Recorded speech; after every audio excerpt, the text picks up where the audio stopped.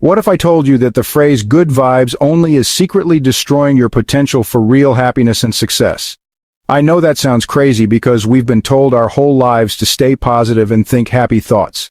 But here's the uncomfortable truth that nobody wants to talk about. When you force yourself to only feel good emotions and push away anything negative, you're actually cutting yourself off from the very experiences that help you grow as a person. You're building walls around your emotional intelligence and stunting your ability to handle real-life challenges. The people who preach good vibes only are often the same ones who crumble when things get tough because they never learned how to process difficult emotions. Today, I'm going to show you exactly why this toxic positivity mindset is holding you back and what you should do instead to actually become stronger and more resilient. Point 1. The emotional immunity principle. There's something absolutely mind-blowing that happens when you stop running from negative emotions, and it's going to change everything you think you know about mental strength. Most people believe that avoiding pain makes them stronger, but they've got it completely backwards. Think about what happens when you get a vaccine. Doctors inject you with a tiny amount of the actual virus so your body can learn to fight it. Your immune system gets stronger by experiencing controlled doses of what could hurt you. Here's the crazy part that nobody talks about. Your emotional system works exactly the same way. When you allow yourself to feel disappointment in small doses, you're building immunity against major life setbacks. When you let yourself experience manageable frustration, you're training for real challenges ahead. But when you practice good vibes only, you're like someone who never gets vaccinated.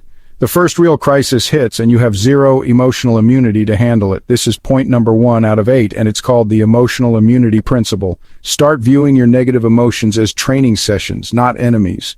Your mind is building strength every time you don't run away from discomfort. Point 2. The contrast effect secret. Here's something that will blow your mind about happiness, and it explains why people who chase constant positivity end up feeling empty inside. Picture your favorite meal in the world. Now imagine you had to eat that exact meal 3 times a day for the rest of your life. How long before you stopped enjoying it completely? The same principle applies to emotions, but most people never make this connection. You literally cannot appreciate joy without experiencing sadness first. Your brain needs contrast to feel satisfaction. The people who feel the deepest happiness are the ones who have also felt real pain. When you try to maintain good vibes only, you're actually flatlining your capacity for genuine joy. You become emotionally numb because you've eliminated the very thing that makes good feelings possible. This is point number 2 out of 8, and it's called the contrast effect secret. Think of someone you know who's been through real hardship. Notice how they appreciate simple pleasures more than people who've had easy lives. They understand something that good vibes only people never will. The depth of your lows determines the height of your highs. Stop trying to eliminate sadness and start using it as fuel for deeper happiness.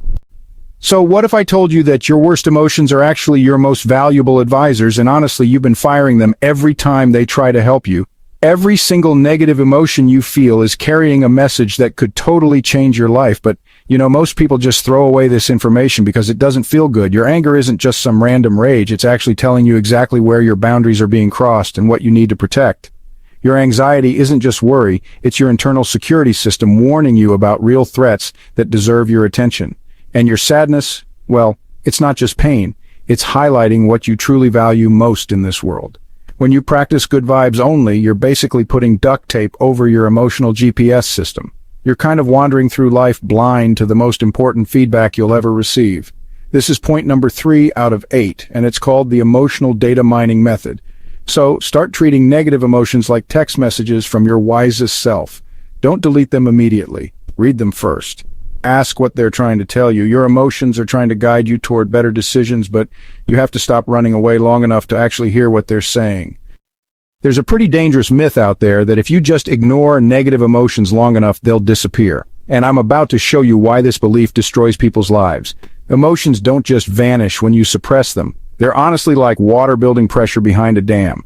The longer you hold them back, the more explosive they become when they finally break through. People who practice good vibes only for years often have the most dramatic breakdowns you've ever seen. One day they're posting inspirational quotes about staying positive, and the next day they're having a complete meltdown that seems to come out of nowhere. But it didn't come from nowhere. It came from years of stuffed down frustration, anger, and sadness that finally reached maximum capacity. Your body keeps score even when your mind tries to forget. Suppressed emotions show up as mysterious health problems, relationship explosions, and sudden life crises that feel impossible to explain. This is point number 4 out of 8, and it's called the pressure cooker phenomenon. The solution isn't to stuff your emotions down harder. It's actually to release small amounts of pressure regularly so you never reach the explosion point. Feel your emotions as they come instead of storing them for later. Here's the counterintuitive truth about relationships that good vibes only people never really understand, and it explains why their connections always feel kind of shallow. The people who are most attractive to others aren't the ones who never have problems. They're actually the ones who are honest about their struggles without being overwhelmed by them. When you pretend everything is perfect all the time, people can sense the fakeness, even if they can't quite explain it. Your forced positivity creates an invisible wall that keeps others at a distance. But when you're willing to say things like, "I'm struggling with this," or "that really hurt me," something magical happens. Other people feel permission to be real around you too. Authenticity is contagious in the best possible way. People gravitate toward those who make them feel safe to drop their own masks. This is point number 5 out of 8, and it's called the authenticity magnet strategy. Your willingness to acknowledge difficulty becomes a superpower in building genuine connections.